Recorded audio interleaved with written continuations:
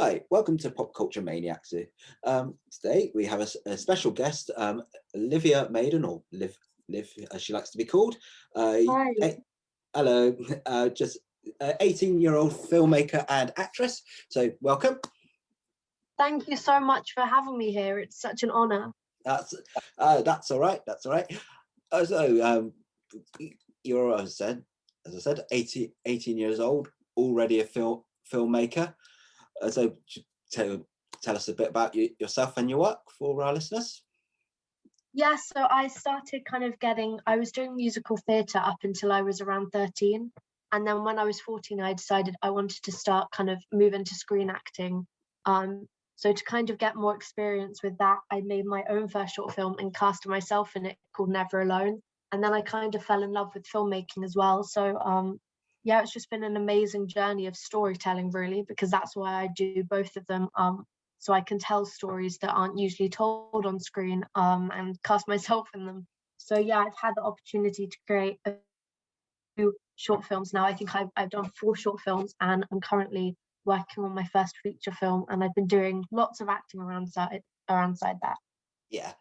I had to prepare myself for the interview. I had watched a few of your shorts yesterday, and you're already been quite successful, haven't you? Done well in the festival circuit. Yeah, I was really lucky actually. The first short film I made, Never Alone, actually got nominated for over 20 film festivals. So I was really lucky with that. And it was my first time in this whole new world of filmmaking and post-production and marketing. So that was fantastic. And then I kind of had the same process with my other short films. And yeah, I was quite lucky to be, as an actor, I actually won Best Young Actor at the Birmingham Film Festival, which was so incredible. I was not expecting that at all. And then yeah, I really love sort of those kind of locally UK film festivals. They're really great, like the High Peak Independent Film Festival, Birmingham Film Festival. So yeah, I'm really excited to kind of keep exploring all those film festivals across the world. Yeah, and because you said you sort of got into filmmaking at 14. So because what was basically, how did you sort of get into it, sort of learn about it? Because I can't picture many teenagers thinking writing and directing their own short films. Yeah, it's actually a really crazy journey, because I know a lot of people have some really cool how they got into filmmaking. Honestly, I think I just woke up one day and I was on Star Now, which is this casting website, and I saw some people casting for short films, and I was just like, well, why not just make my own short film?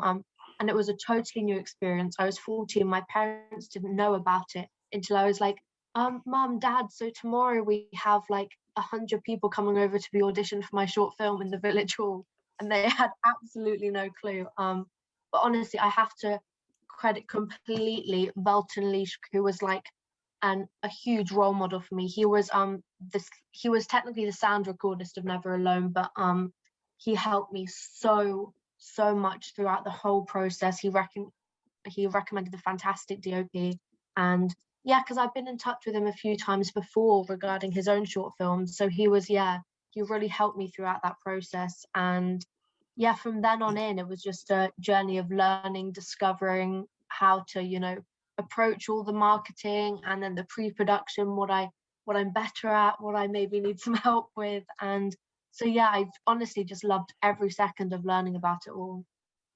Yeah.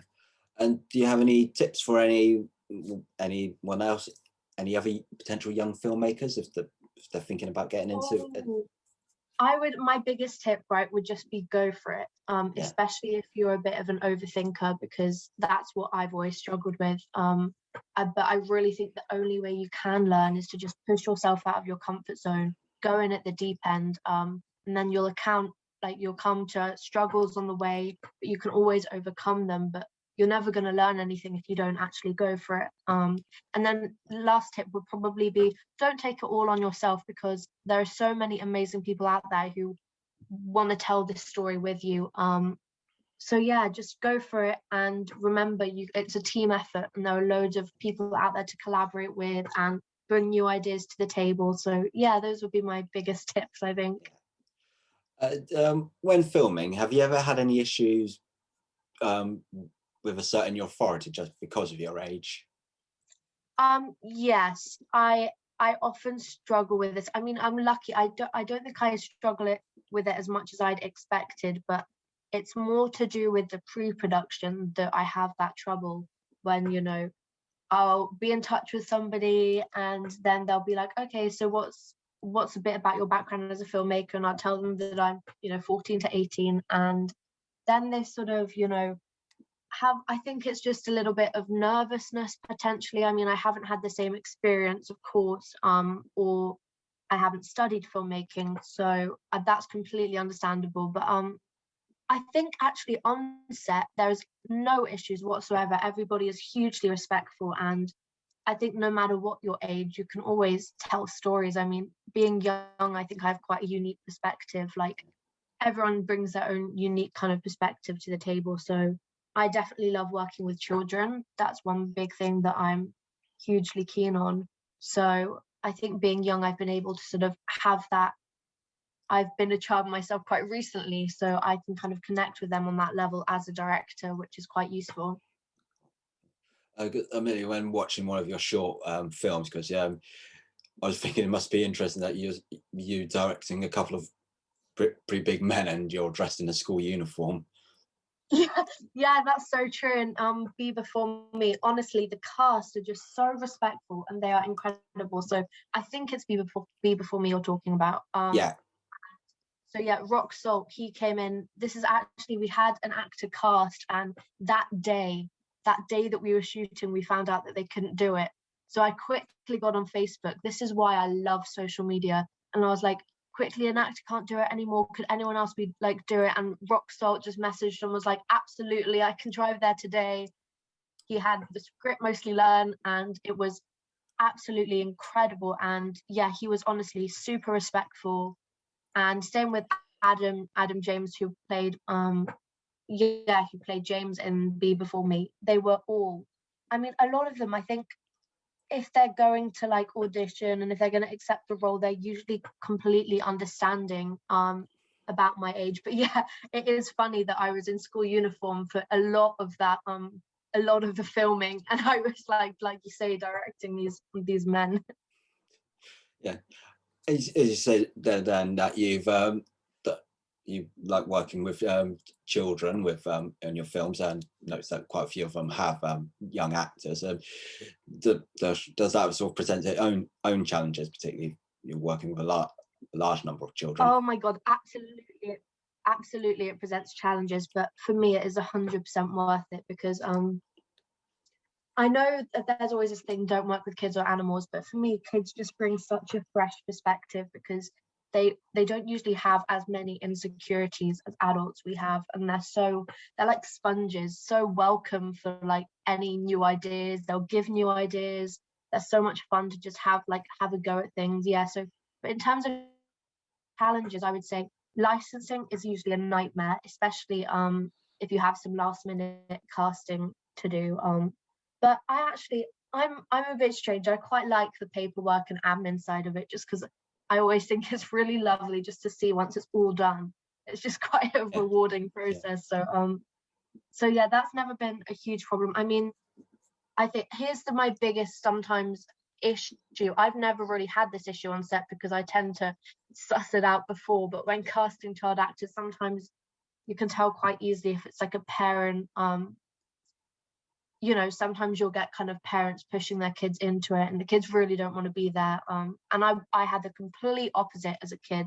My parents were completely, if you want to do it, we'll support you, but we are not ever going to push you into this. You've got to work for it. And so I was really lucky with that. And I think with some kids you get parents kind of, from a young age pushing them into it. And yeah, I really try to stay clear of that because I think that's unfair on the child. It's putting, yeah, unfair kind of responsibilities onto the child at a young age if they don't want to be there. But all the kids that I've worked with have been so passionate about telling the story, about their characters, about just being on a film set in general. To be honest, they're also interested in what goes on. So I've honestly been so lucky with child actors, and I'm sure I won't. I'm sure there'll be times in the future where things go a bit wrong. But no, at the moment, I can say every single child actor I've worked with, even down to the essays, when I was doing Peace in Our Time, the concept footage, I think we had 30 plus children on set. And every single parent was hugely supportive, willing to get stuck in, and the kids were exactly the same. They'd all happy to wait around and chat to each other on set while setting up shots and stuff. So they were all just such a delight to work with, honestly. Yeah. And because as I said, we'll talk about peace in our times soon, but because, as I say, working with 30 children, and you're, because that was the concept trailer was a few years ago, so you were even younger then. Yeah. Do you have any particular directorial or writing influences? Yes, I definitely do. So recently, I'm a huge fan of Greta Gerwig as a director and as a writer. I think she's incredible, and some of her latest films, she just really gets to the truth, and all her scenes in the films just feel like conversations, and that's what I love. And then I am a huge fan of Spielberg, especially some of his earlier stuff, just because of the same kind of like the truth that he brings and the humanity that he brings, even to stories that perhaps are a bit unnatural and out of this world. It's always like any sci-fi films or adventure films, they're always rooted in such a respect for the characters and humanity, and that's really what I want to bring to all of my my films and characters. Because you particularly focus on dramas at the moment for your previous short films. Have you wanted to get into any other genres? Yeah, that's a really good question. I do. And my parents, honestly, I think after Before Me spiraling, my parents started wondering if something was up with me with all these dark films that I was doing. But I'm going to admit that I think writing dramas is a hell of a lot easier than writing a comedy. And I've tried more than once, but comedy is so subjective, and that's a real step out of my comfort zone. And I think potentially a lot of people's comfort zones, because you're kind of putting yourself on the line there for judgment and critique, whereas drama, it's sort of, this is what I want to say, I want to raise awareness of this issue, and you'll take it or you won't, but that's on you. But comedy, it's a very kind of about the writing, about the performances, and the direction. It's a very difficult one to do. And yeah, I guess what I love about filmmaking is being able to tell stories on this platform where you can raise awareness. And so I think that's why I tend to stick to the dramas. But I would 100% be interested in the comedy, or yeah, I did Be Before Me was a half kind of drama thriller, so I'm definitely interested in thrillers, and I'd love to do a horror at some point too. So yeah, I'm totally open to absolutely everything. I think I have kind of a more soft spot for dramas, just because that's what I love to do. Yeah. And for your, besides from obviously directing and acting, do you have any other interests that help you filmmaking, whether it's studying like something like camera or sound, or more sort of broad subjects? As you say, if you're doing dramas, I'm sure you have to do a lot of research. Yeah, so I'm a huge English nerd. I love reading.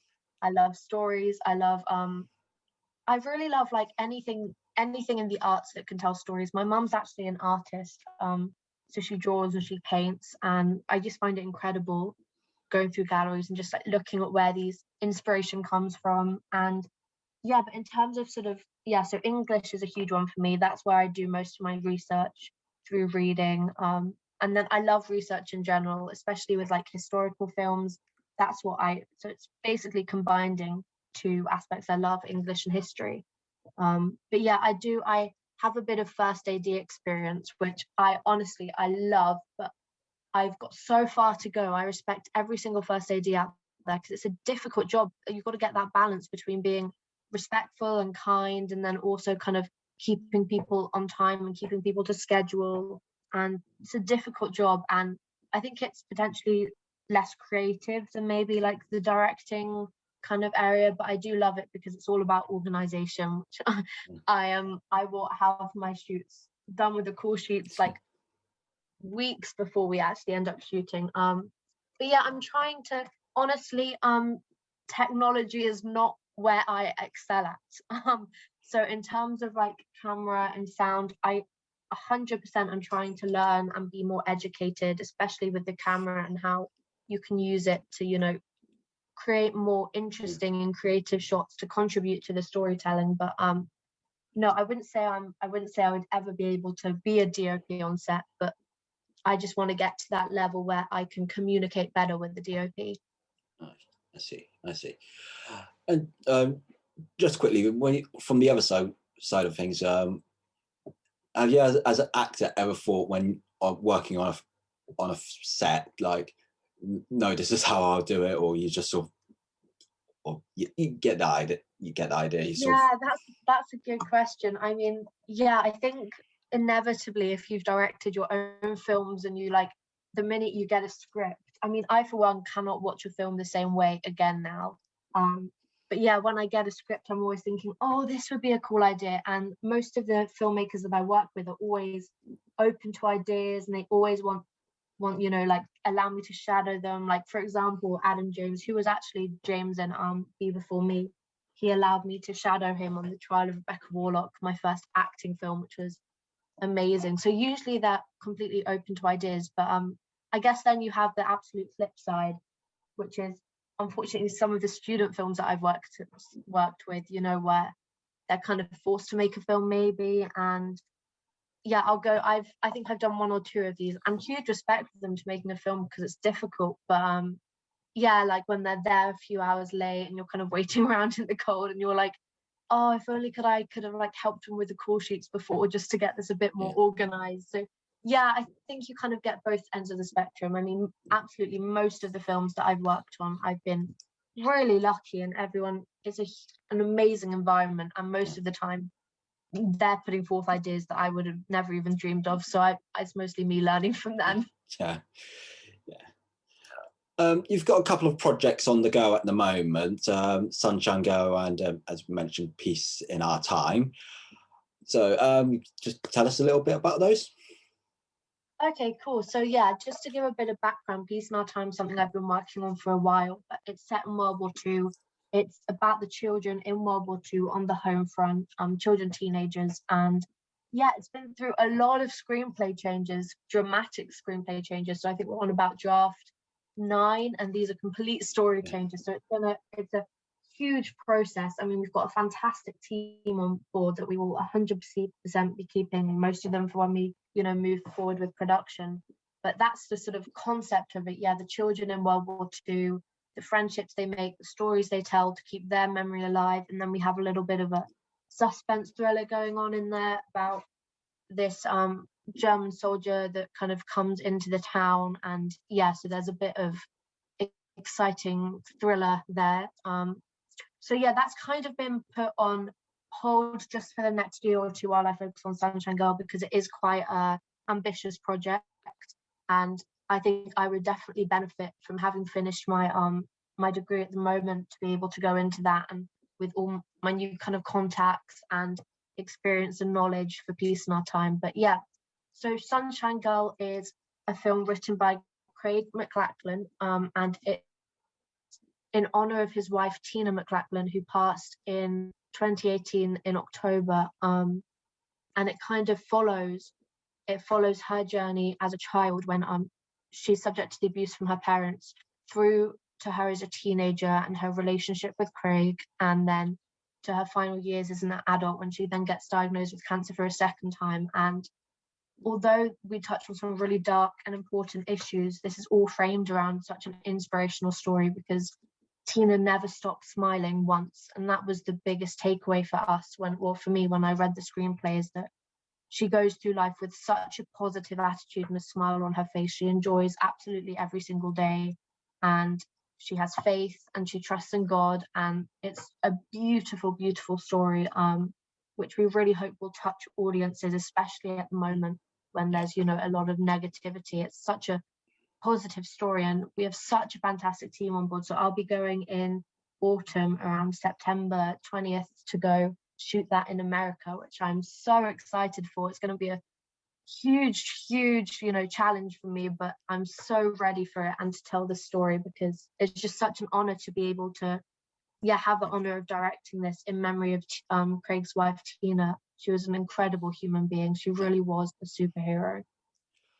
And obviously, because it's quite interesting that you're obviously based in England, I just wonder how you got involved with a feature film in America. Yeah, definitely. So Craig, who's the writer, we'd been in contact a bit. He got in touch with me when he saw Peace in Our Time, mutual friends on Facebook. He came on board Peace in Our Time actually as an executive producer. And then we got talking. I was cast in Sunshine Girl that he was making. And then we kind of got speaking for a long time. He watched some of my short films. We had a very similar vision. And that was the most important thing, I think, for Sunshine Girl, is we both wanted to tell this positive story, even with all these negative, you know, elements that Tina goes through and these challenges. It's more about her overcoming them and her relationship with Craig, rather than the challenges itself kind of weighing her down. So that was it. That was really important for us. So I then got on board as producer and director of Sunshine Girl, and the whole process.